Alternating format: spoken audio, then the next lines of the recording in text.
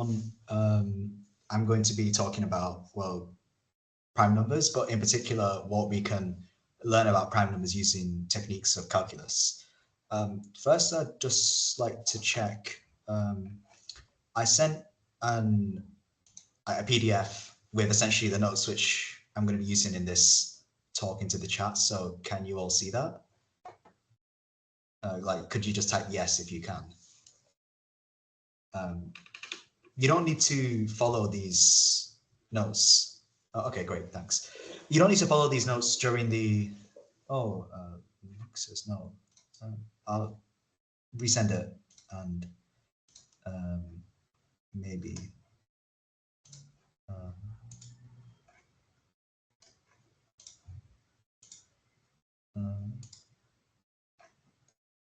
Oh, okay. Well, I can't seem to find how to resend it, but yeah. Well, it's okay. You don't need the notes for the talk, but just be aware that there are notes, and you can check these like after the talk and maybe alongside the recording, which might help you to understand things later on, because it might be helpful to like re-go over the stuff which we talk about.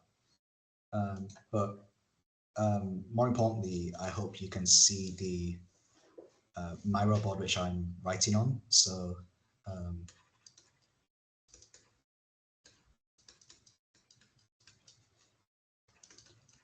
it's about prime. So yeah, okay. But could you just type yes if you can see the board I'm writing on? Okay, great. Yeah, that's the more important thing. Okay, so just put this down. So with prime numbers, what we start with is this question about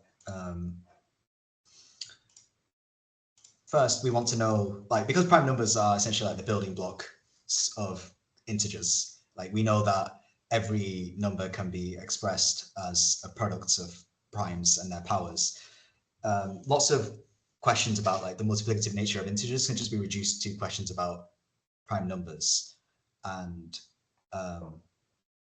as a result, we want to then study prime numbers and their distribution, because if there were like, say, finitely many primes, then we could easily categorize like numbers into those types of classes. And so the first question we reasonably ask is, are there infinitely many primes? And I'm guessing you've seen this type of thing in school. So the classic proof is to essentially say something like, if there were finitely many primes P1 up to Pn, then we can consider, so let's just say like P1 to Pn. Let's say like no, say P1 to Pn are the only. Then we can consider something like n equals P1 to Pn time multiplied together, and we just add some number 1 to it. And now this this is now like some new number which is now no longer divisible by the primes, because we've got this extra 1 factor. And as a result, either it's prime or it's divisible by some new number. And in either case, we've just found a new prime number. So that's why there's infinite many primes. And another fact you might have found,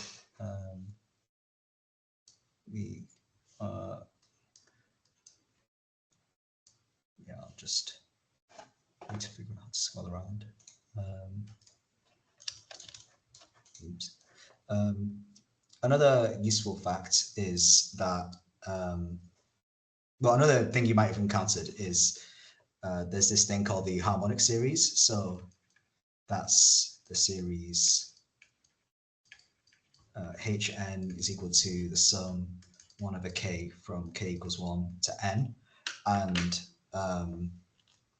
you might have seen that this series is divergent. And what I mean by divergent is that as we take larger and larger values of n, then like we say as n tends to infinity, which essentially just means we take larger and larger values of n, this number tends to infinity. So if you take like, let's say 1 plus like 1/2 plus 1/3 all the way up to like a million, and then take it to a billion, take it to a trillion, and so on, that number will eventually, but it turns out quite slowly goes to infinity.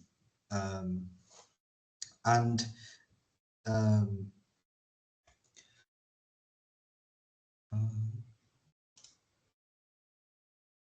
just oops. Okay, yeah, it's better. Now we can like the kind of one sense of this is that we can say something like, okay, well, it seems like there's a lot of integers, and that's why we have lots and lots of terms that, even though these things are quite small, these like reciprocals, like for example, 1/1 million is quite small. There's enough integers that this series still goes to infinity. And we can ask the same question about prime numbers, because I guess once we have the idea that there are infinitely many primes, the next interesting question is, okay, well, are there like lots and lots of primes? And like, if there are lots of primes, can we quantify that? And one way we could possibly quantify that is the sum 1 over p for p prime, also a divergent. Like maybe I should say it does.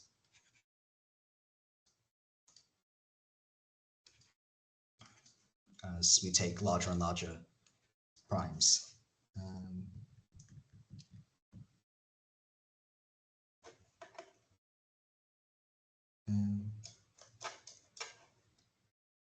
Okay. I can't seem to remember how to scroll in Miro.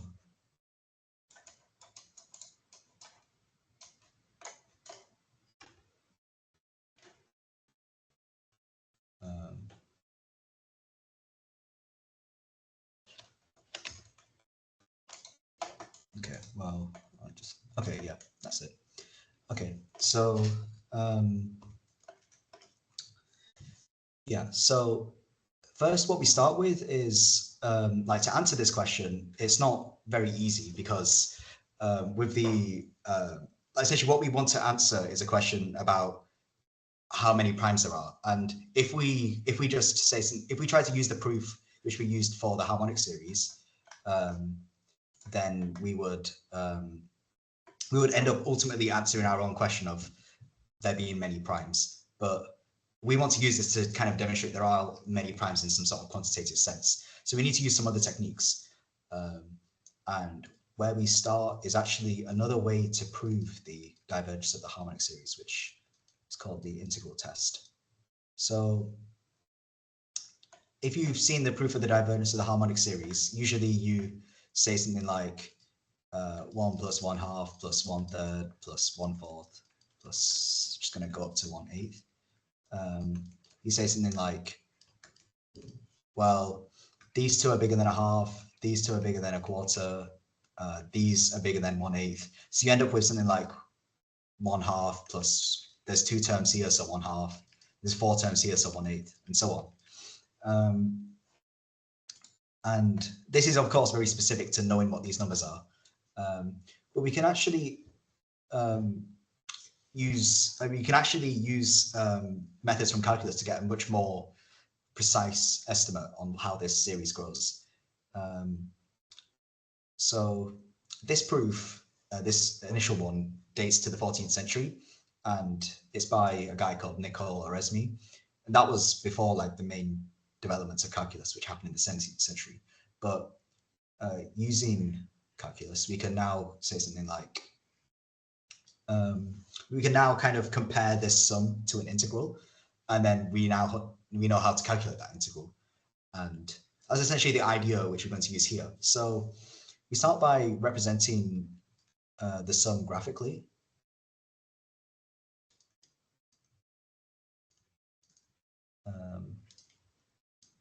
And by that, I mean, let's take a curve y equals 1 over x. Then it's going to label the points on the x-axis. So this is 1, this is 2, 3, 4, 5. Then we can take rectangles. Every rectangle will do between two different integer points. So this rectangle will have width 1, and we'll draw it so that it hits the graph on the left, and then we close the rectangle like this, and then we just keep drawing this essentially for as long as we want.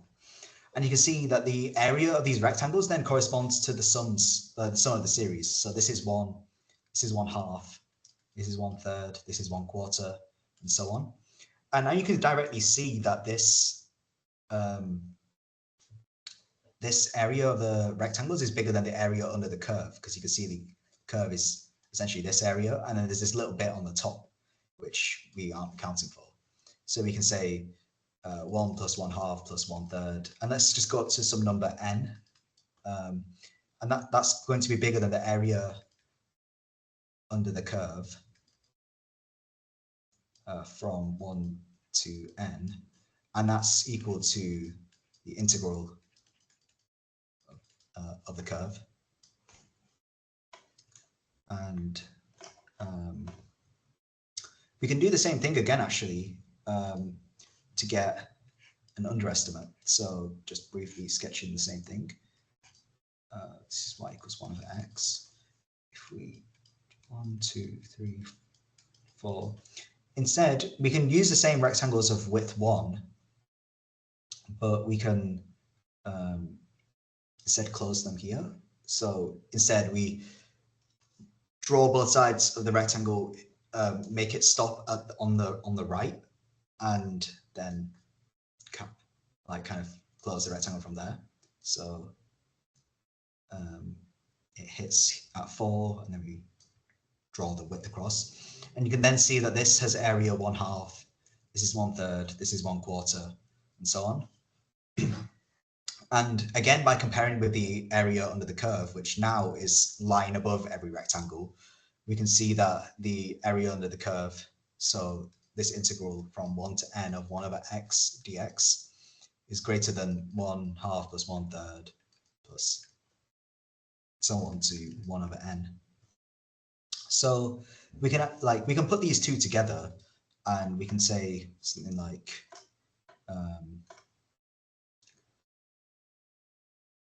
one plus well, maybe I should put the so the sum from k equals 2 to n is less than the integral from 1 to n of 1 over x dx, and that's then less than the sum, but from k equals 1 instead. So notice that one sum starts from k equals 1 and one sum starts from k equals 2. And this is a lot neater than what we had before, where we just had some lower bound, but now we have some very tight lower and upper bound. Like the difference between these is only 1, so we can actually say so this integral we can calculate. You might have seen this in school, but essentially the integral of 1 over x is actually the natural log, so ln of x, and that's ln minus ln of 1, and this is 0, so we just get ln of n. And packaging all this together, we then can just say the harmonic series, so this k equals 2 is less than ln of n, and from k equals 1, n is and this one's greater than ln n, but this is of course just equal to, we can just separate out the first term, so that's like when k equals 1, so that's just 1 plus k equals 2 sum 1 over k, and that's then less than or equal to 1 plus ln of n. So we can say, sorry, let me just erase that.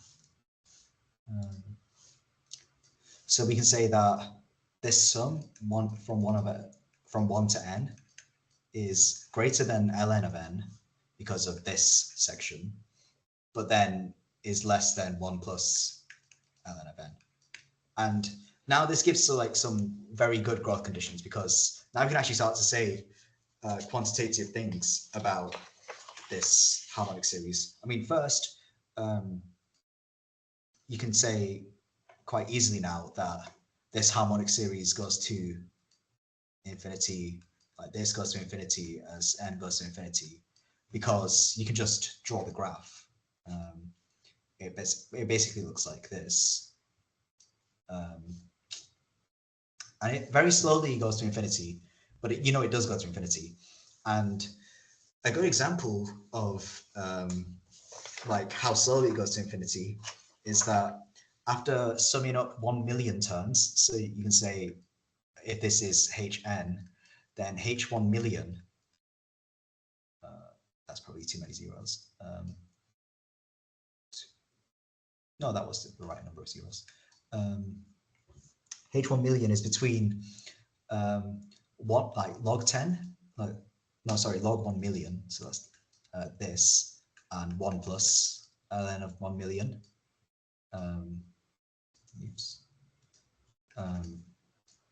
And those are roughly, so this is 13.8 roughly, and then this is about 14.8. So even after taking 1 million terms, you only have a number of size about 14.8. And not only that, you know that the next terms are going to be smaller than 1 million. So it doesn't seem like it would converge, but diverge, but it does. It's just very, very slow. And another interesting consequence of this calculation, which we didn't have before, is that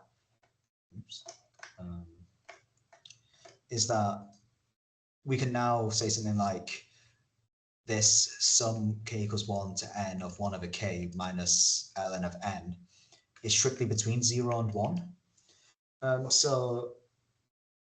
But also that this sequence does actually tend to some other new number.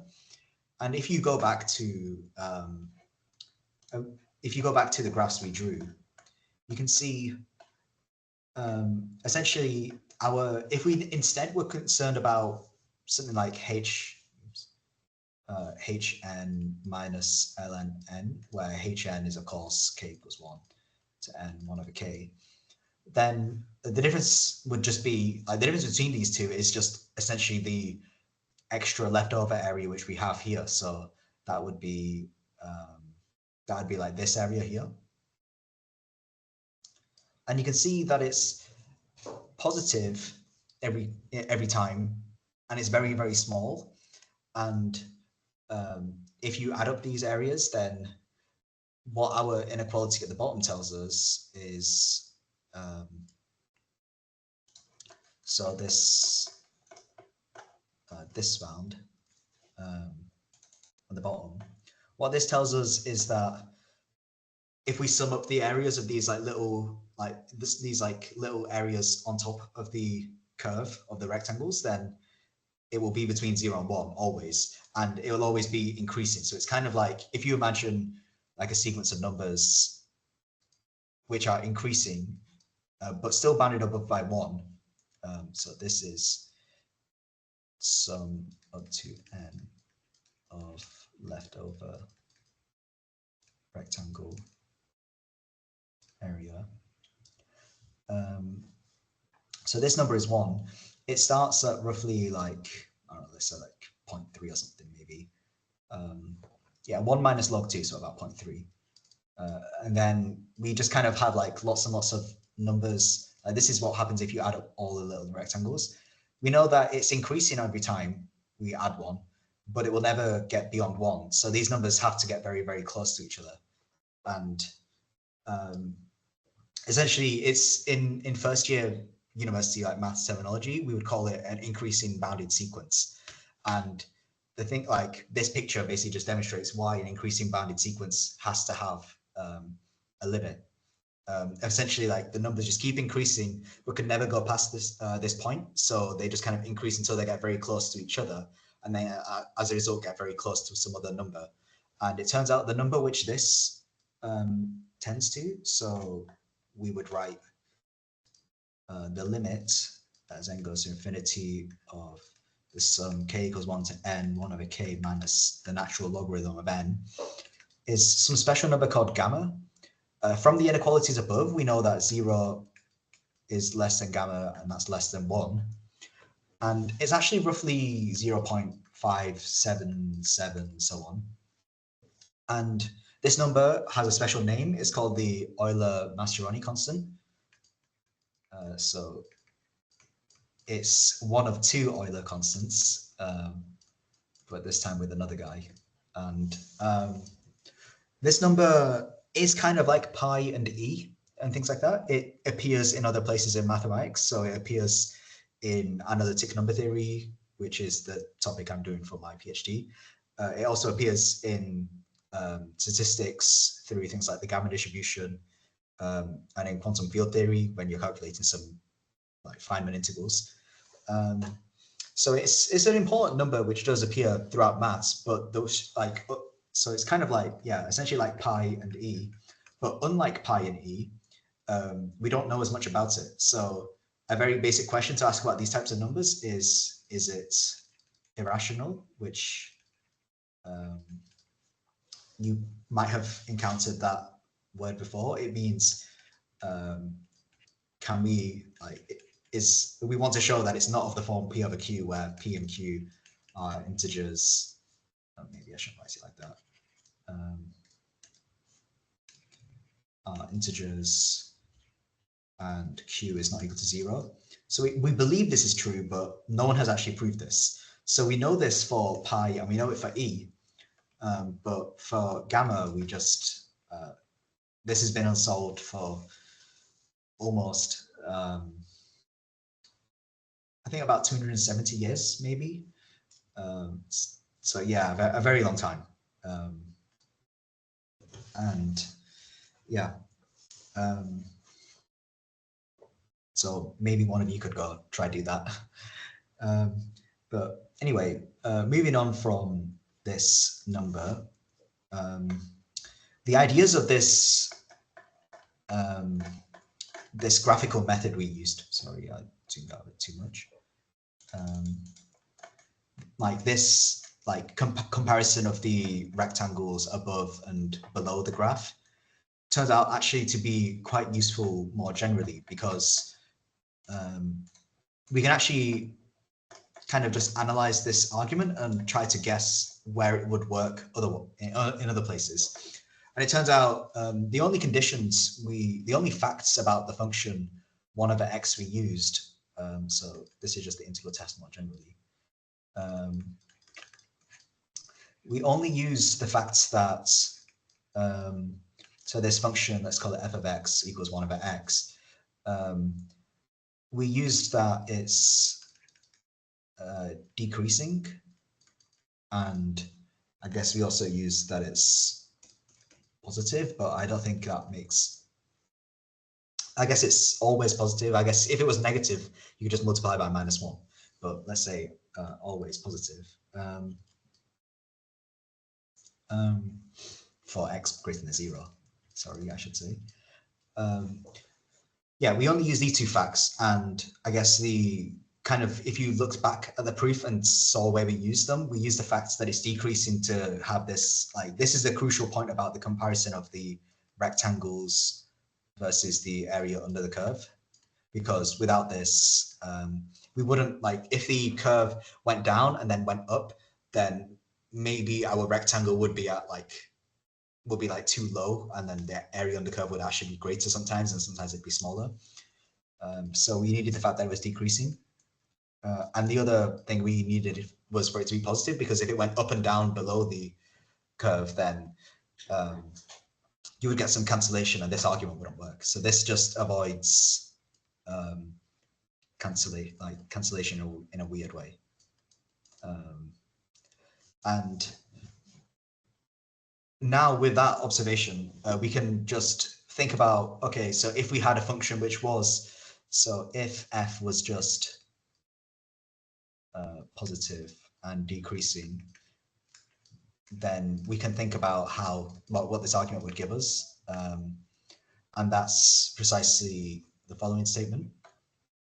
So the integral test itself states,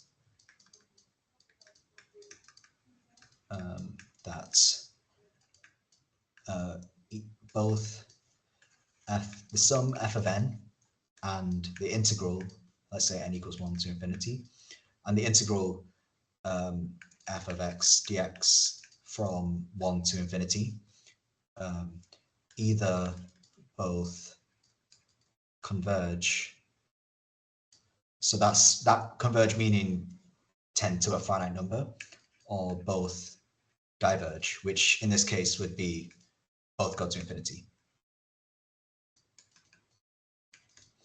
And now we can use that to answer slightly more interesting questions. So like the harmonic series is of course something important, and we talk about it because it has relevance in maths in other places too. But I guess you might want to ask the same question about similar looking series, like why stop at powers of just one.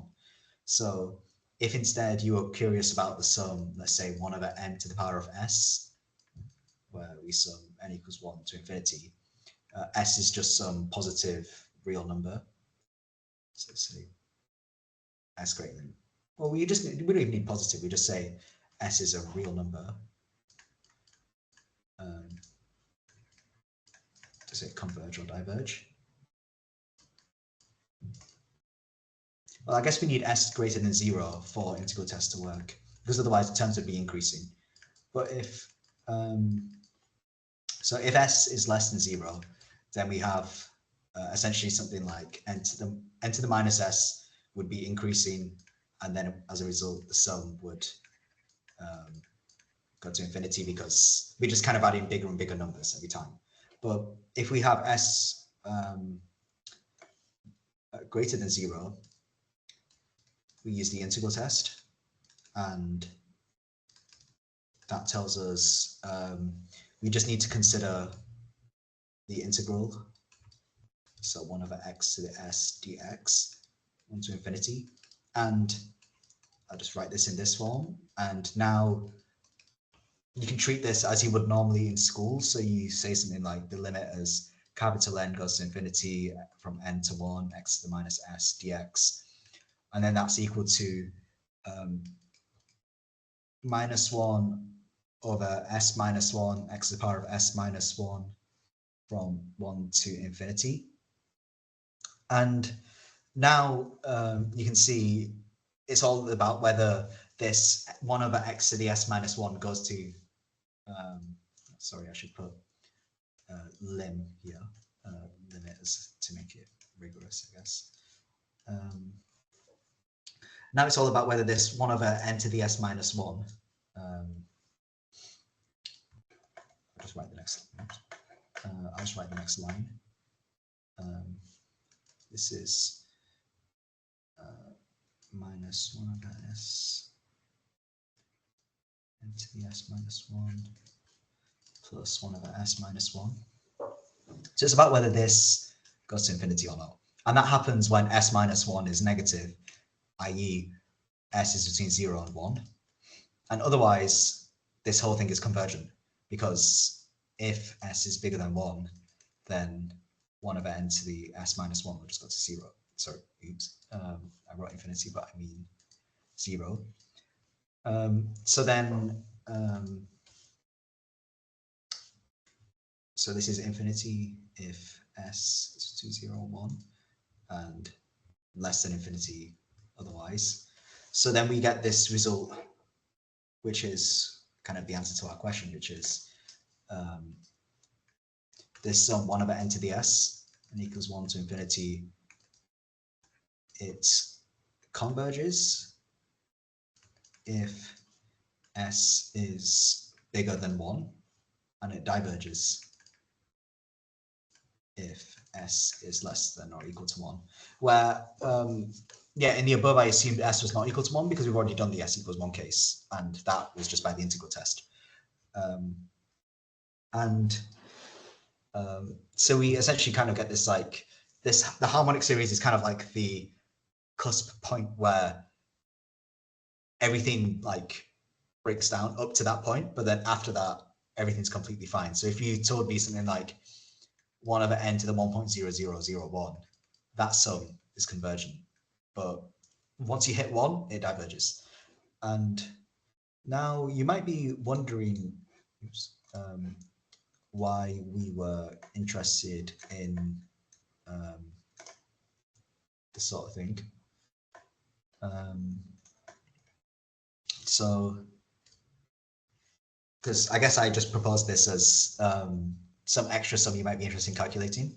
But it turns out this 1 over n to the s, some of you might have seen it before, but it has a special name. It's called the zeta function. You might know it by the name Riemann zeta function. And this function is essentially the it's the subject of something. So this is Riemann zeta function. Is a subject of something called the Riemann hypothesis, which is commonly called the most important open problem.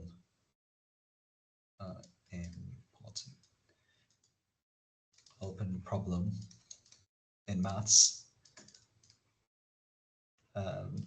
So I won't really be talking about the Riemann hypothesis, but this is kind of like a precursor to learning about that sort of thing.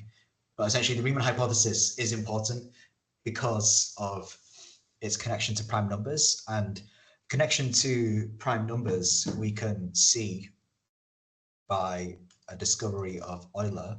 So this is essentially where the connection with the prime number starts. So we start with our zeta function is equal to this series. This is for s greater than 1 to make sure it converges. And then it turns out this is actually equal to this product. So this capital pi I'm writing doesn't mean like the usual pi which you see in school. It's just the equivalent notation for, so like this sigma is for a sum, this capital pi is for a product.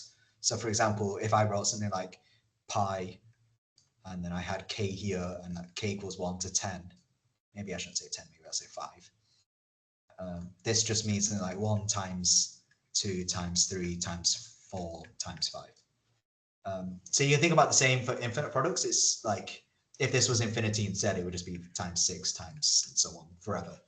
And in this case, the thing which we're multiplying is 1 minus 1 over p to the power of s to the power of minus 1. Or maybe you might prefer me to write it like this.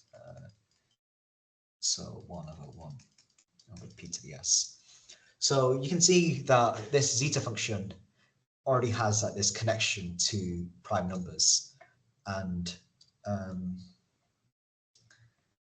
yeah, it's kind of a suggestion that if you can understand this zeta function on the left-hand side better, maybe via this infinite series, then maybe you can you'll then understand this product of primes better, and maybe that will then give us some new information about primes. And all we used was and we used out methods of calculus to study the left-hand side. So this is kind of like the calculus part of the title.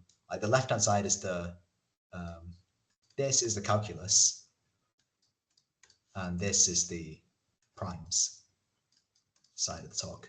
And so essentially the I guess the answer to the title is basically we use the Riemann zeta function at I guess the initial stages. And first I will prove this, and then I'll talk about what we can use the zeta function for to learn about primes. So yeah, to prove this sort of thing, so what we do is we first just kind of stare at this product. So it looks kind of like 1 over p to the s and 1 on top. And I guess the main thing we know about prime numbers is, I guess there's two main things. The first is every prime number is only divisible by 1 and itself. And the other thing is that every number can be written uniquely as a product of primes or prime powers. Um, I guess the side important point to distinguish is we make sure that p is not equal to 1 here, of course, because if it was, then we would just get 1 over 0 here. So like, I mean, as you all know, conventionally 1 isn't a prime, but here's a good reason why 1 isn't a prime. Okay, so we kind of just stare at this expression, and you might, after staring at it long enough, recognize that it kind of looks like it's kind of it's of the form 1 over 1 minus x, and you might be aware that this is equal to the geometric series if we sum it from n equals 0 to infinity, when we have that the modulus of x is less than 1, which we do have here because s is greater than 1 and p is a prime, so p is greater than 1. So 1 over p to the s is less than 1. So trying that, we end up with an expression which looks kind of messier at first. So we end up with p to the ks from k equals 0 to infinity. But maybe we can just write this out, make it look even nastier for a bit. So that will kind of look like 1 plus 1 over p to the s plus 1 over p to the 2s plus and so on. And now you can kind of think about expanding this. So if I expand this, essentially it's kind of like 1 plus 1 over 2 to the s plus 1 over 3, no, sorry, 2 to the 2s plus so on. And the same with 1, and like with p equals 3, and we just keep going for all the primes. And then the way I kind of write terms of this product is by picking something from the bracket. So maybe I could pick something like 1 over 2 to the s, and then I could pick something like 1 for the rest of them. And then I would end up with like 1 over 2 to the s as a term. Or I could pick 1, and then 1, and then 1, and so on, and I get 1. And you might wonder, what happens if I pick like big numbers for each one? Like, what if I pick 1 over 2 to the s and 1 over 3 to the s and 1 over 5 to the s and so on? In that case, you just end up with smaller and smaller numbers because you'll just get something essentially like 1 over infinity to the power of s. So that'll give you 0. So the only way to get something non-zero from these, like this product, is by picking terms from the brackets where I pick only finitely many terms which aren't 1. So I could pick something like 1 over 2 to the s times 1 over 3 to the s, and then 1s for the rest. And that would give me 1 over 6 to the s, which is something finite. So maybe I could put it like here. And when you realize this, you can kind of construct any number this sort of way. So you can just take a number, look at its prime factors. So if I wanted 1 over 3 to the s, I'd pick 1 in the first term, and then 1 over 3 to the s here, then just 1 everywhere else. But if I wanted 4, then I would pick 1 over 2 to the 2s, because I need 2 squared. So that would be 1 over 4 to the s. And we can do the same for any number. So we can just take a look at its prime factorization. So for example, I could take something like 60. 60 is 12 times 5, which is 3 times 2 squared times 5. So I would pick 2 to the 2s, 3 to the s, and 5 to the s, and then I get 60. And then the other, so we make sure we get every number that way. But the other important fact is that we get every number uniquely, because the prime factorization of every number is unique.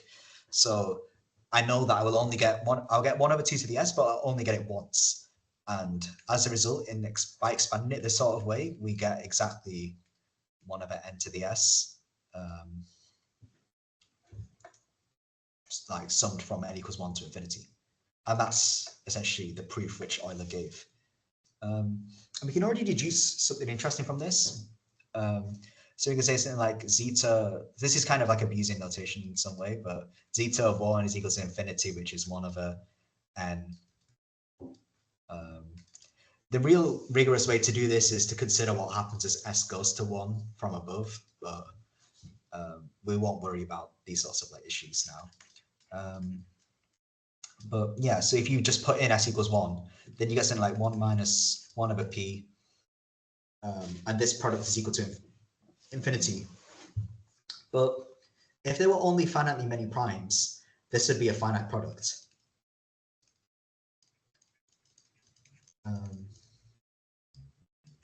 So we ended up just proving that there are infinitely many primes.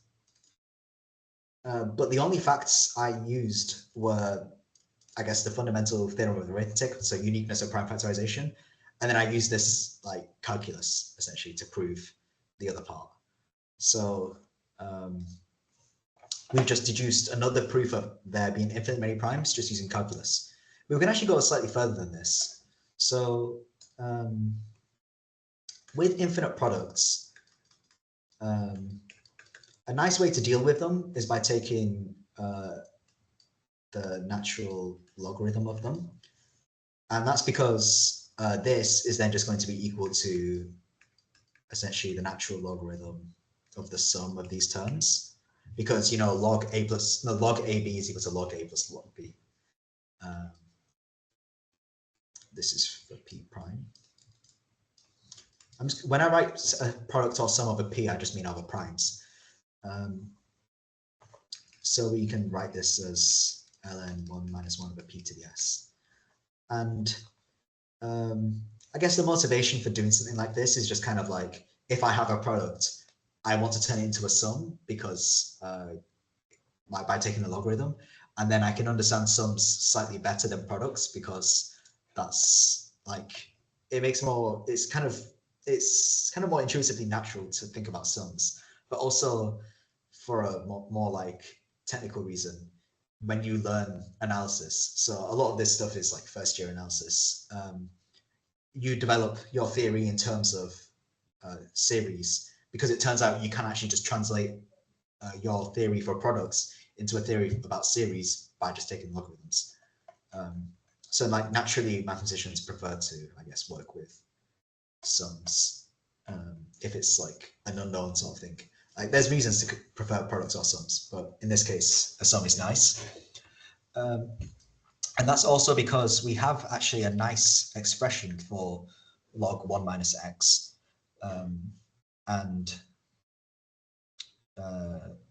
We can actually work this out. So I think it might be worth working this out. So of course, the log 1 minus x is equal to the integral of 1 over 1 minus x. And as I wrote before, that is a geometric series. So that's just this expression. Maybe there's a minus here.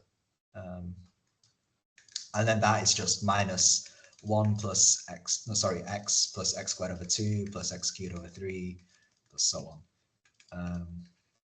And that's just x to the k over k for k equals 1 to infinity.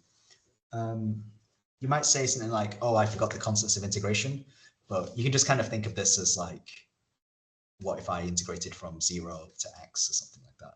So don't worry about, essentially the message is don't worry about the constants of integration. It just saves me some, like, there is a way so that we don't have to think about them. So yeah, we end up with this log 1 minus x is equal to minus k equals 1 to infinity of x to the k over k. And that's now a useful expression because we can go back to our expression with the, which was here. Our log 1 minus 1 over p to the s.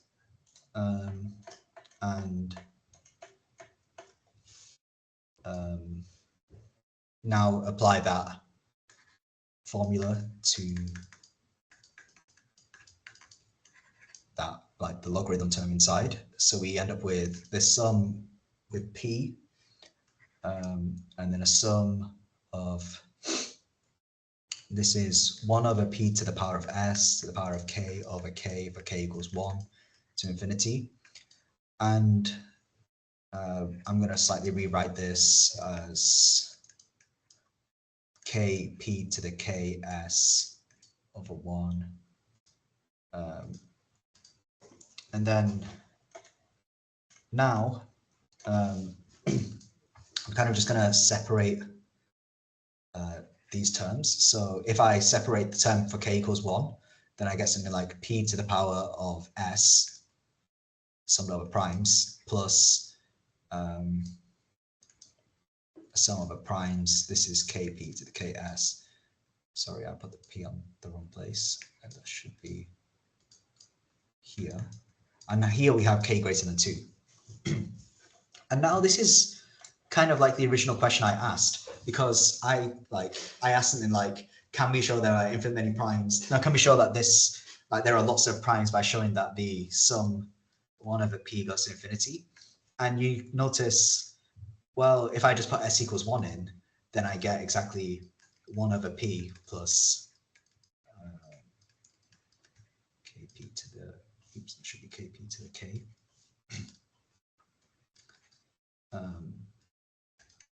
Yeah, we get this. But s equals 1 was the interesting case before, where we had our infinity because of the harmonic series. And if you go back to the calculations we did, we took the logarithm of this product, and that product was equal to 1 over n to the s. So if you go back down here,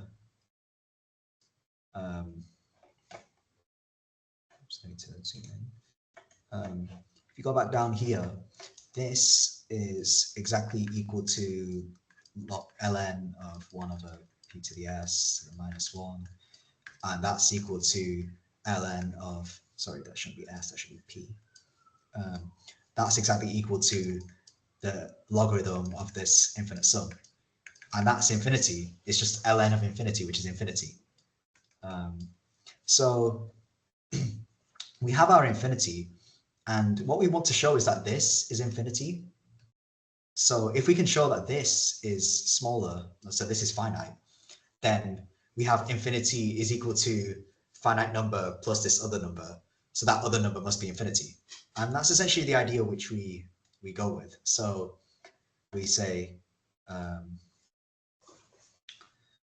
so if this double sum, kp to the k, is less than infinity, then 1 over p is equal, well, close to infinity. And to show this, we can use some clever bounding tricks. So this is actually less than or equal to just this sum. I'm just forgetting that I have a k here.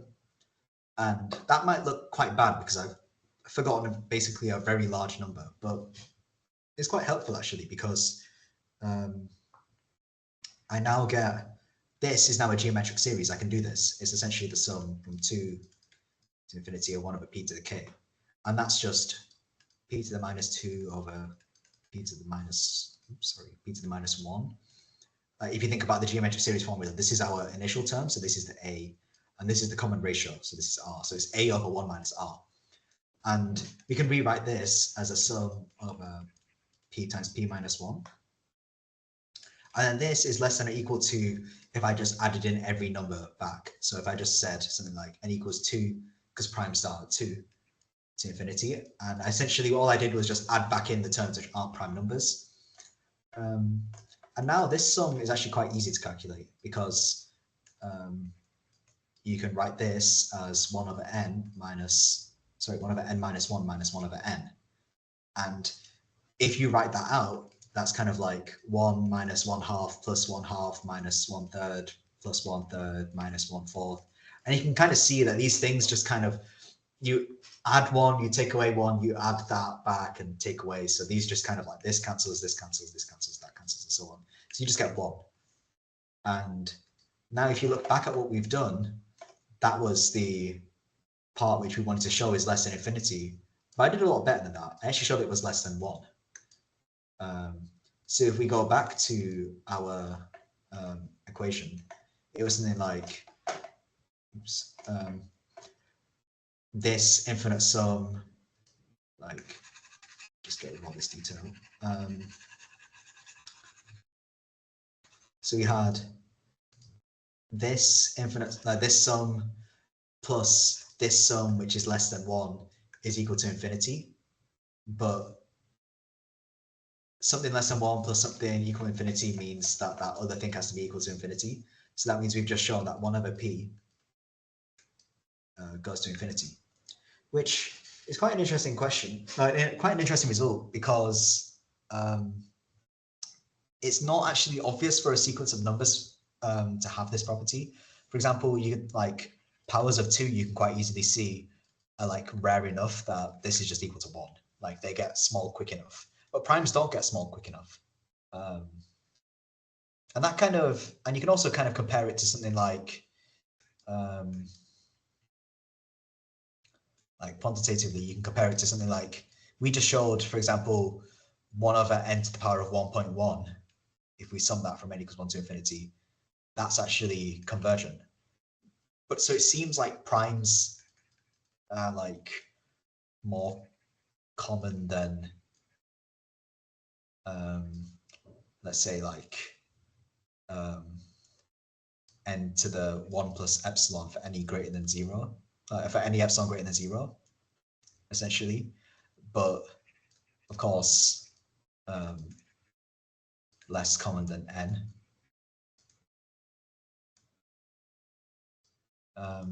So like what I mean by like common, I mean like if you put in like if you compare like Pn to like n to the power of 1 plus epsilon, it should be smaller, but then the nth prime number should be bigger than n. And this is for any epsilon greater than 0. This is kind of like roughly what we glean from this situation, because the sum of this goes to infinity. Like, actually, no, the left-hand side is just obvious because not every number is a prime. And the sum of this goes to something less than infinity.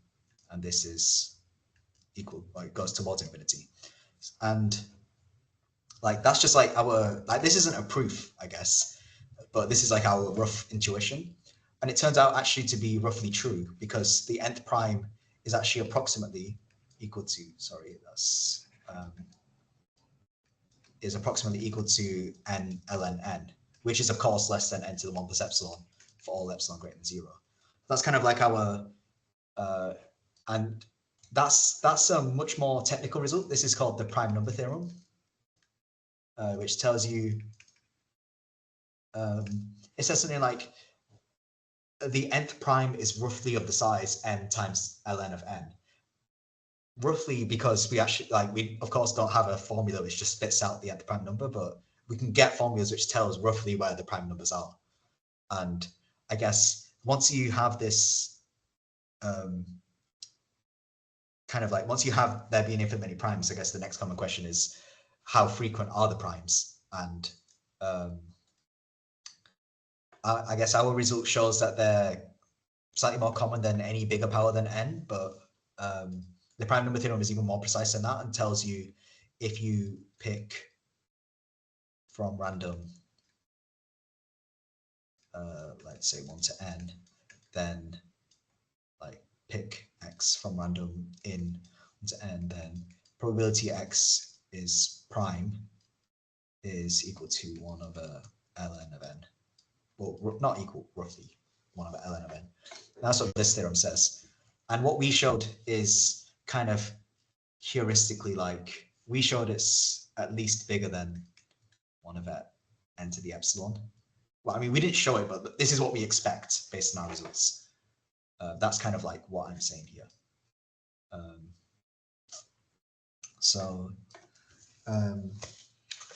Yeah, and maybe I could also comment on, maybe briefly, if you have seen something like this before.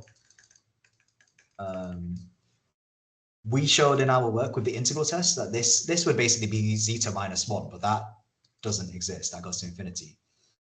What this minus 1 over 12 actually refers to is zeta minus 1 if you use techniques of convex analysis to extend the definition of zeta. It's something called analytic continuation. And that, like, that series definition on the left-hand side doesn't apply in that situation anymore. So the left-hand side and the right-hand side don't have really anything, like, there isn't, like, the connection isn't through, like, saying that, oh, this side must be equal to this side. But there seems to be in some places in physics where people are saying something like, oh, it turns out minus 1 over 12 has some significance to our calculations, but it's just a coincidence, it seems. Okay, so essentially what I guess what we've done so far is say using this these methods from calculus, we just showed that. But we showed some like guess on like how many primes there basically are. We like roughly, if we pick a number from random,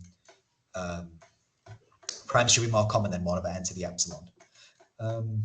So we can take away a few things from this overall. So we could think about, what about other sets of primes?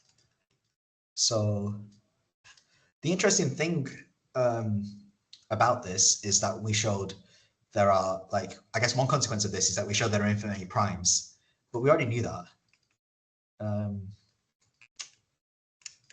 Like that was like a classic result.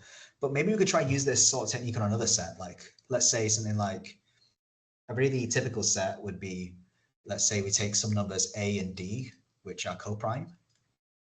And then we look at something like the sequence a plus d, a plus 2d, and so on. And the natural question is, are there infinite many primes in the sequence? And this is not an easy question. Euclid's method, so the P1 to Pn thing, it does work in some cases on this, but it doesn't work in general.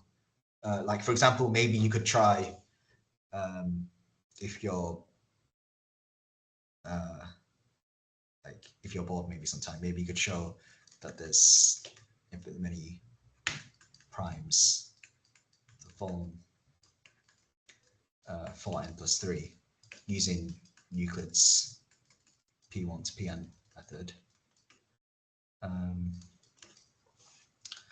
But to prove this in general, we actually do basically adapt the ideas which we use in this talk. So kind of what you expect, like maybe we could make some sort of guess. So we kind of expect primes to be random. So we expect that if there are, we know that there's infinite many primes overall, and they, across the different values of a,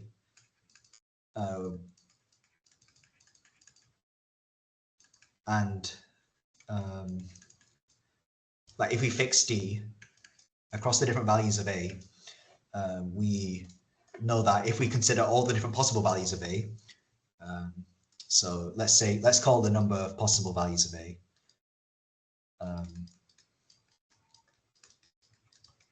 we call that phi of a. This is called the Euler-Torsion function, but that isn't important now. Like essentially, all we need to consider is a between 0 and d, such that a and d are coprime. We know that across all of these, that's all the primes, so there's infinitely many of them, and we expect them to be equally distributed among these because we expect it to be random. So we expect essentially 1 over p, p less than x, p equal to a mod d, to be, and a mod d just means essentially of the form a plus kd, so p equals a plus kd. We expect this to be roughly phi of d, sorry, that's the other version of phi. We expect this to be roughly this sort of size. So essentially, the primes are distributed among each of these equally. And if this is true, then this goes to infinity, so that would go to infinity. And then we've just shown infinite many primes in a plus d and so on. And this is essentially how this was proven. So this is called Dirichlet's theorem on primes in arithmetic progressions. And he did this using some function called, it's called an L function. You don't need to worry about what this funny symbol chi of n is here, but essentially he uses techniques kind of like what we did. So he takes this series, shows it's equal to, for like a particular value of chi, he shows it's equal to this product over primes, and then does some manipulations, but they're a lot more complicated and a lot more detailed. And you can show that like with like particular choices of car, you end up deducing that sum goes to infinity, and then as a result, infinitely many primes. And this is essentially like the starting point of analytic number theory. It's like a landmark result in the area. And this whole thing about like this function is called an L function. These are still major objects in maths to this day. They're still useful in number theory and still tell us information about prime numbers through this connection of I guess there's kind of like three aspects to them, and the fact that this is expressible, it's expressible by this type of series called a Dirichlet series, and this product, which is called Euler products, like I guess key properties 1 and 2. There's a third property, which is a bit technical to discuss here, but like these themes which I've introduced in this talk are still relevant today.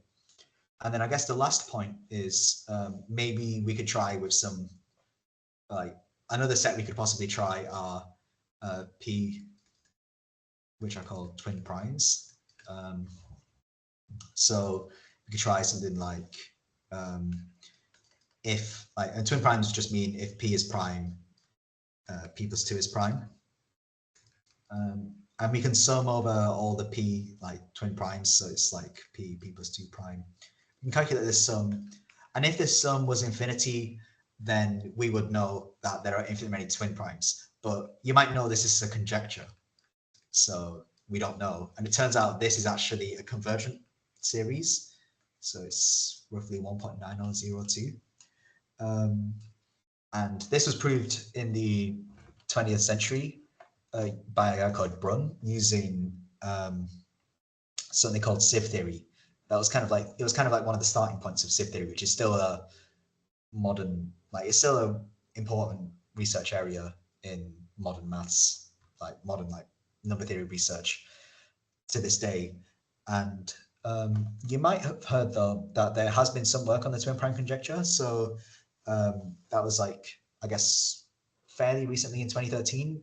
It was shown for the first time that there are infinitely many primes which are separated by what we call like a bounded gap size. So there are infinitely many primes P such that there's another prime P prime where P prime minus P is less than some constant K, and K is like, I don't know, like some fixed number. So I think it was like 700 million at first, but they've now roughly reduced it down to 246.